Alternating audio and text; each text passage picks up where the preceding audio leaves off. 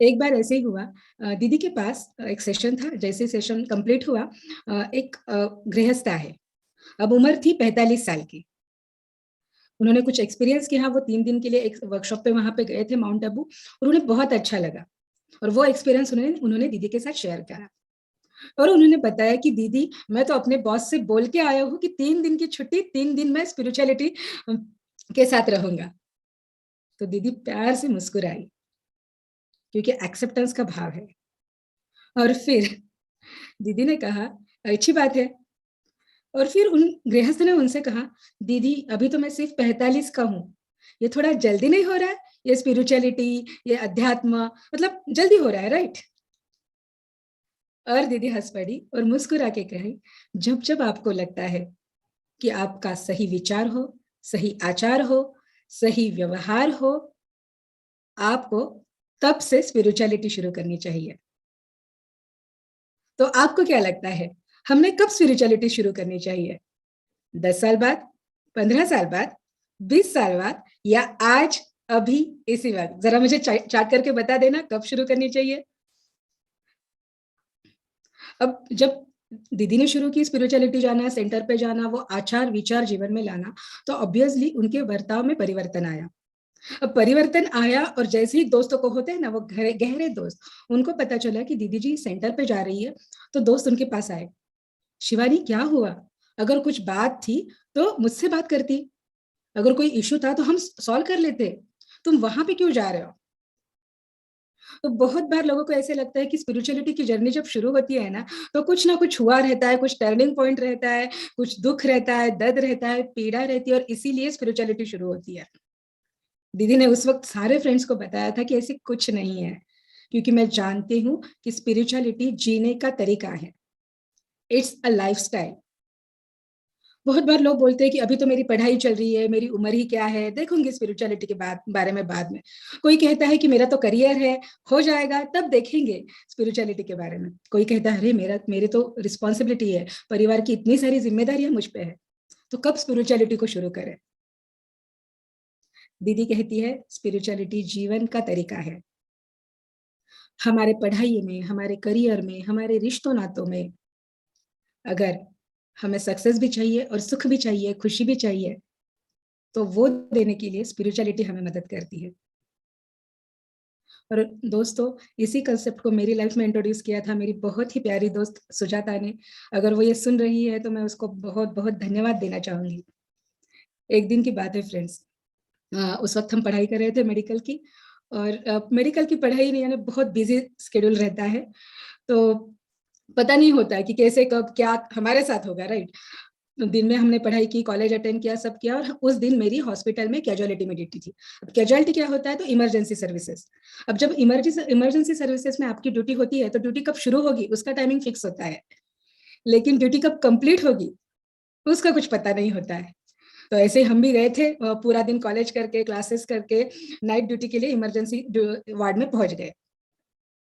अब जैसे ही वहां पे हम गए, मैं और मेरे फ्रेंड्स थे, वहां पे नजारा ऐसे होता है ना कैजुअलिटी में, कि लोग आ रहे हैं, किसी को दर्द है, दुख है, पीड़ा है, किसी को कट गया है, किसी का जल गया है, तो पूरा समय उनकी सेवा में लग जाता है। फिर उन्हें मेंटली भी सपोर्ट देना होता है कि कुछ नहीं, सब अच्छा हो जाएगा। साथ ही में उनके रिलेटिव्स रहते हैं जो ऑलरेडी पैनिक रहते हैं कि मेरे भाई को, मेरी बहन को, मेरी पत्नी को, मेरी बेटी को, सब ठीक तो है ना, सब ठीक होगा ना।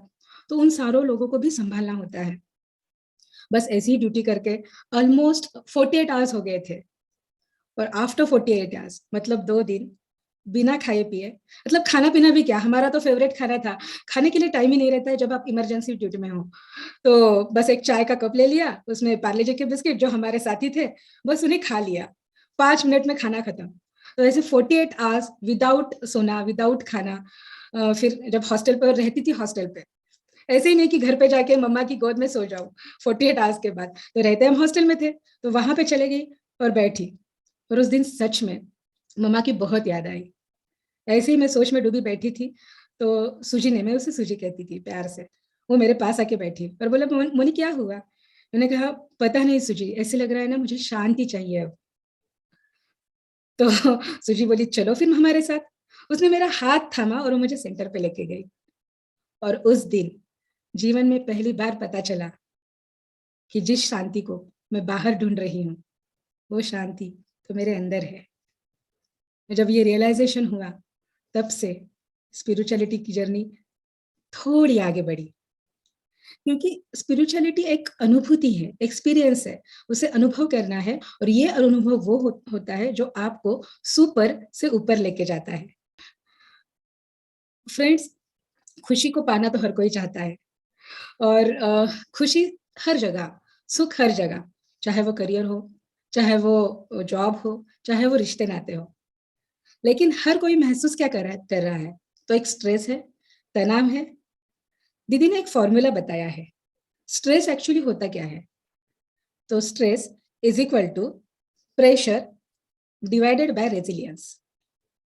प्रेशर ये बाह्य होता है, प्रेशर ये परिस्थिति होती है, और रेजिलियंस आपकी अनरूही शक्ति होती है।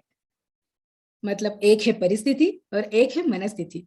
तो अगर आपकी मनस्थिति ठीक है, तो परिस्थिति कैसे भी हो, आप उसको बहुत हंसते खेलते एक प्यारे से स्माइल के साथ सामना कर सकते हो। आप देखते हो कि अलग अलग परिस्थिति में अलग अलग लोग अलग अलग तरीके का रिस्पॉन्स देते हैं। जस्ट इमेजिन कि अभी नेट चला गया, और मुझे पता है यहाँ पे अलग अलग लोग हैं जो अलग अलग रिस्पॉन्स देंगे। कोई कहेंगे ओके ठीक है, चला गया तो अब मैं मेडिटेशन कर लेती हूँ। कोई कहेगा ओ शिट, कैसे क्या चलेगा, मैं तो सुन रही थी, इतना अच्छा तो चल रहा था। कोई कहेगा अच्छा हो गया, चलो अब मैं देखता हूँ, मुझे ना बहुत एग्जाम है, पढ़ाई करनी है, ये है वो है, तो पूरे उसमें चक्रव्यूह में फंस जाएंगे कि मुझे क्या क्या करना है दिन में, और दिन में क्या क्या भागदौड़ है। तो अलग एक ही परिस्थिति लेकिन अलग अलग रिस्पॉन्स। ये क्यों हुआ?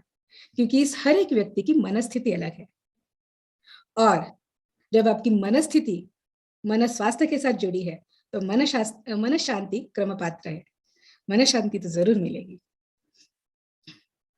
फ्रेंड्स, सही सोचना, सही महसूस करना, सही व्यवहार करना और सही संस्कार करना, यही स्पिरिचुअलिटी है।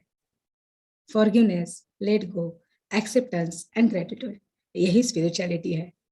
और इसे मैं आज से, अभी से जीवन जीने का तरीका बनाना है।